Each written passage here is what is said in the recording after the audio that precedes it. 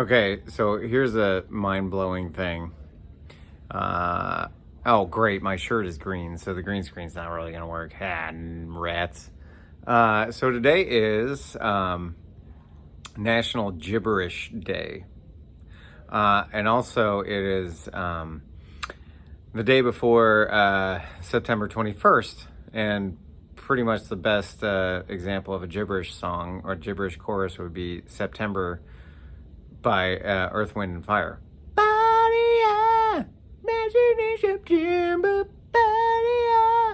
Okay, now, for my kids at school, I had started doing a lesson on Italian music last week because I brought in the mandolin to work on with the kids. And the mandolin is Italian in origin, so that led us into listening to a little bit of Pavarotti, some opera, and all that fun stuff. And then there's a great video clip of Whitney Houston singing with Pavarotti, actually. And she clearly doesn't know the words to the piece of music that they're singing, but she still belts it out and like brings the house down. And so the lesson is that a lot of times music transcends words. You don't need to know the meaning of the words to have an emotional connection with it. That was the objective of the lesson, to be able to impress that upon my kids.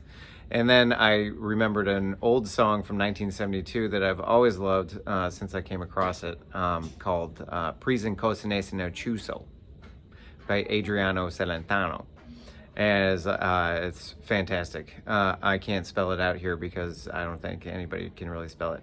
But it's by this guy, and he wanted to write this song that was just totally in gibberish, and the idea was that it would sound like how English sounds to non-English speakers in a pop song, and it's awesome. So then I was kicking around some ideas and talking to a friend of mine, Miss Katie Herpelding, and I was like, "What are we going to do in music class next week?" And she said, "Well, what about it's September 20th, so we'll do September by Earth, Wind, and Fire." I'm like, "That's perfect because that's a gibberish song too, just like Prison Cosinese Chuso." Fast forward a week to today, which is September 20th, and I'm kind of a little bit early for September by Earth, Wind, and Fire, but I was looking up some material for my lesson, and turns out today, this very day, September 20th, is National Gibberish Day. Isn't that weird?